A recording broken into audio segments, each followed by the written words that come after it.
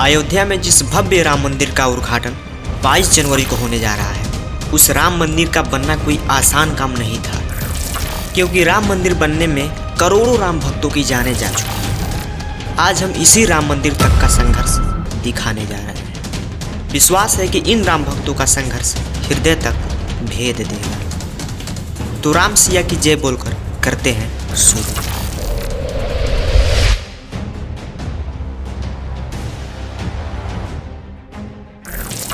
भगवान राम का जन्म 5114 ईस्वी पूर्व उत्तर प्रदेश के अयोध्या नगर में हुआ था। यहाँ आक्रांताओं के आने से पहले हिंदू, जैन और बौद्ध धर्म के सैकड़ों मंदिर स्थित थे। तथ्य कहते हैं कि विदेशी आक्रांता बाबर के आदेश पर सन 1527 में अयोध्या में राम जन्मभूमि पर बने भव्य राम मंदिर को तोड़कर एक मस्जिद का निर्माण किया गया। कालांतर में बाबर के नाम पर ही इस मस्जिद का नाम बाबरी मस्जिद रखा गया। जब राम मंदिर तोड़ा जा रहा था, तब राम जन्मभूमि एवं राम मंदिर दोनों सिद्ध महात्मा श्यामानंद जी महाराज के अधिकार में था। उस समय भीटी के राजा महताब सिंह बद्री नारायण ने मंदिर को बचाने के लिए बाबर की सेना से युद्ध लड़े। कई दिनों तक युद्ध चलता रहा। अंत में बाबर की सेना लाखों वीर सैनिकों को मार गिराए। इतिहासकार कनिंघम ने अपने लखनऊ गजेटियर के 66वें अंक के पृष्ठ नंबर 3 पर यह लिखे हैं कि 1,74,000 हिंदुओं की लाशें गिर जाने के बाद मीर बाकी मंदिर ध्वस्त करने के अभियान में सफल हुआ। उस समय अयोध्या से 6 मील की दूरी पर सनेथु नाम के एक गांव के पंडित देवीदीन पांडे ने वहां के आसपास के गांवों से सूर्यवंशी क्षत्रियों को एकत्रित किया। ये लोग राम जन्मभूमि को मुक्त कराने के लिए फिर से युद्ध के मैदान में उतर पड़े और इस बार के युद्ध में देवीदीन पांडे सहित हजारों की संख्या में हिंदू मारे गए। इस तरह से बाबर की सेना की जीत हुई। पांडे जी की मृत्यु के 15 दिन बाद महाराज रणविजय सिंह ने सिर्फ 1000 सैनिकों के साथ मीर बाकी की विशाल और शस्त्रों से सुसज्जित सेना से रामलला को मुक्त कराने के लिए आक्रमण किया, लेकिन महाराज सहित जन्मभूमि सेवक हजारों की संख्या में मारे गए। इसके बाद रणविजय सिंह की पत्नी रानी जयराज कुमारी हंसवर ने अपने पति की मृत्यु के बाद खुद जन्मभूमि की रक्षा के लिए बीड़ा उठाई और 3000 नारियों की सेना लेकर उन्होंने जन्मभूमि पर हमला बोल दिया और हुमायूं के समय तक उन्होंने युद्ध को जारी रखा। इसके बाद स्वामी महेश्वरानंद जी ने सन्यासियों की एक सेना बनाई। रानी जयराज कुमारी हंसवर के नेतृत्व में यह युद्ध चलता रहा, लेकिन हुमायूं की शाही सेना से इस युद्ध में स्वामी महेश्वरानंद और रानी जयराज कुमारी लड़ते हुए अपनी सेना के साथ मारी गई और जन्मभूमि पर पुनः मुगलों का अधिकार हो गया। अब अकबर के काल में फिर जन्मभूमि के लिए युद्ध छिड़ा। शाही सेना हर दिन के युद्धों से कमजोर हो रही थी। इसी दौरान अकबर ने बीरबल के कहने पर खस की टाट से चबूतरे पर 3 फीट का एक छोटा सा मंदिर बनवा दिया। अकबर के इस निर्णय से कुछ दिनों के लिए जन्मभूमि पर रक्त नहीं बहा और यह शांति शाहजहां के काल तक बनी रही। इसके बाद फिर औरंगजेब के काल में उत्तर भारत से हिंदुओं के संपूर्ण सफाई का संकल्प लिया गया। औरंगजेब शासक लगभग 10 बार अयोध्या में मंदिर को तोड़ने का अभियान चलाकर यहाँ के सभी प्रमुख मंदिरों और उनकी मूर्तियों को तोड़ डाला। औरंगजेब के समय में समर्थ गुरु श्री रामदास जी महाराज के शिष्य श्री वैष्णव दास जन्मभूमि को मुक्त कराने के लिए 30 बार आक्रमण किए। इसके बाद नसीरुद्दीन हैदर के समय में मकरही के राजा की देखरेख में जन्मभूमि को पुनः अपने रूप में लाने के लिए हिंदुओं के 3 आक्रमण हुए, जिसमें बड़ी संख्या में हिंदू मारे गए। इस संग्राम में भीती, हंसवर, मकरही, खजूरहट और अमेठी के राजा गुरुदत्त सिंह आदि सम्मिलित थे। हारती हुई हिंदू सेना के साथ वीर चिमटाधारी साधुओं की सेना आ मिली और इस युद्ध में शाही सेना को हारना पड़ा। इस युद्ध के बाद राम जन्मभूमि हिंदुओं के कब्जे में हो गया, लेकिन कुछ दिनों बाद विशाल शाही सेना ने फिर राम जन्मभूमि पर अधिकार जमा लिया और हजारों राम भक्तों का कत्ल कर दिया। इसके बाद नवाब वाजिद अली शाह के समय में हिंदुओं ने पुनः राम जन्मभूमि की उद्धार के लिए आक्रमण किया। इस लड़ाई में बहुत ही भयंकर खून खराबा हुआ। 2 दिन और 1 रात तक होने वाले इस भयंकर युद्ध में सैकड़ों हिंदुओं के मारे जाने के बाद भी हिंदुओं ने हार नहीं मानी और अंत में राम जन्मभूमि को अपने कब्जे में ले लिया। हिंदुओं ने अपना सपना पूरा किया और औरंगजेब द्वारा विध्वंस किए गए चबूतरे को फिर दोबारा बनाकर इस पर छोटा सा राम मंदिर बनाया, जिसमें रामलला की स्थापना किया गया।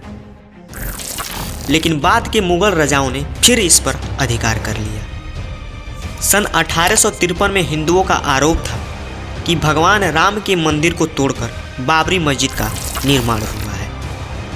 काफ़ी लंबे समय के बाद इस मुद्दे पर हिंदुओं और मुसलमानों के बीच पहली हिंसा हुई। इसके बाद सन 1857 में बाबा रामचरण दास ने एक मौलवी आमिर अली के साथ जन्मभूमि के उद्धार का प्रयास किया, लेकिन कुछ कट्टरपंथियों को यह बात स्वीकार नहीं थी और 18 मार्च 1858 को एक इमली के पेड़ में इन दोनों लोगों को एक साथ अंग्रेजों ने फांसी पर लटका दिया। विवाद के चलते सन 1859 में ब्रिटिश शासकों ने विवादित स्थल यानी राम जन्मभूमि पर घेरा लगा दिया। परिसर के भीतरी हिस्से में मुस्लिमों को और बाहरी हिस्से में हिंदुओं को पूजा पाठ करने की अनुमति दे दी। 19 जनवरी सन 1885 को हिंदू महंत रघुवीर दास ने पहली बार इस मामले को फैजाबाद के न्यायाधीश पंडित हरिकिशन के सामने रखा था। इस मामले में कहा गया था कि मस्जिद की जगह पर राम मंदिर बनवाना चाहिए, क्योंकि यह स्थान प्रभु श्री राम का जन्म स्थान है। इसके बाद सन 1947 में भारत सरकार ने मुसलमानों को विवादित स्थल से दूर रहने का आदेश दिया और मस्जिद के मुख्य द्वार पर ताला डाल दिया, जबकि हिंदू श्रद्धालुओं को एक अलग जगह से प्रवेश दिया जाता रहा। सन 1949 में भगवान राम की मूर्तियां मस्जिद में पाई गई, लेकिन मुसलमानों ने विरोध करते हुए यह बोला कि हिंदुओं ने मूर्ति अंदर रखवाई है। इस स्थिति में दोनों पक्षों ने अदालत में मुकदमा दायर कर दिया और फिर सरकार ने इस स्थल को विवादित घोषित करके ताला लगा दिया। सन 1984 में कुछ हिंदुओं ने विश्व हिंदू परिषद के देखरेख में भगवान राम के जन्म स्थल को मुक्त करने और वहां राम मंदिर निर्माण करने के लिए एक समिति का गठन किया। बाद में इस अभियान का कार्यभार भारतीय जनता पार्टी के प्रमुख नेता लाल कृष्ण आडवाणी ने संभाल लिया। सन 1889 में विश्व हिंदू परिषद ने राम मंदिर निर्माण के लिए अभियान को तेज किया और विवादित स्थल के नज़दीक राम मंदिर की नींव रखी। इसी वर्ष इलाहाबाद उच्च न्यायालय ने आदेश दिया कि विवादित स्थल के मुख्य द्वारों को खोल देना चाहिए और इस जगह को हमेशा के लिए हिंदुओं को दे देना चाहिए। इसके बाद 30 अक्टूबर सन 1990 को हजारों राम भक्तों ने मुख्यमंत्री मुलायम सिंह यादव द्वारा खड़ी की गई अनेक बाधाओं को पार करके अयोध्या में प्रवेश किया और विवादित ढांचे के ऊपर भगवा झंडा फहरा दिया। लेकिन 2 नवंबर सन 1990 को मुलायम सिंह यादव ने इस राम भक्तों पर गोली चलाने का आदेश दे दिया, जिसमें सैकड़ों राम भक्त मारे गए। सरयू तट राम भक्तों की लाशों से पट गया था। इस हत्याकांड के बाद अप्रैल 1991 को उत्तर प्रदेश के तत्कालीन मुख्यमंत्री मुलायम सिंह यादव को इस्तीफा देना पड़ा। इसके बाद लाखों राम भक्त 6 दिसंबर को कार सेवा के लिए अयोध्या पहुंचे और इसी दिन यानी 6 दिसंबर सन 1992 को राम जन्मभूमि पर बने बाबरी मस्जिद को गिरा दिया, जिसके कारण देश भर में दंगे हुए। इसी मसले पर विश्व हिंदू परिषद के नेता अशोक सिंघल, भाजपा नेता आडवाणी, यूपी के पूर्व मुख्यमंत्री कल्याण सिंह, मुरली मनोहर जोशी और मध्य प्रदेश के पूर्व सीएम उमा भारती सहित 13 नेताओं के खिलाफ आपराधिक साजिश का मुकदमा चलाने की मांग की गई। 6 दिसंबर सन 1992 को जब विवादित मस्जिद गिराया गया था, उस समय राज्य में कल्याण सिंह की सरकार थी।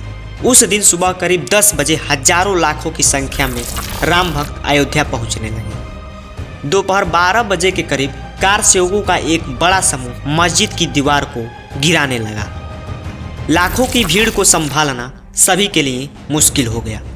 दोपहर के लगभग 3:30 बजे मस्जिद का पहला गुंबद भीड़ ने तोड़ दिया और फिर 5 बजते बजते पूरा का पूरा विवादित बाबरी मस्जिद को गिरा दिया।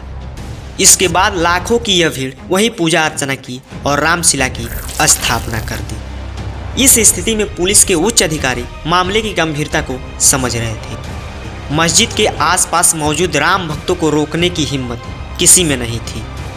मुख्यमंत्री कल्याण सिंह का साफ आदेश था कि कार सेवकों पर गोली नहीं चलनी चाहिए।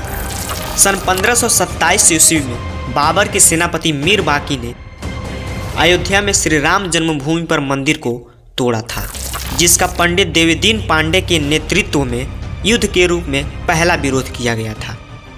तब से लेकर आज तक 80 से अधिक युद्ध और सैकड़ों दंगे हो चुके हैं, जिसमें लाखों करोड़ों की संख्या में लोगों की जानें गई हैं।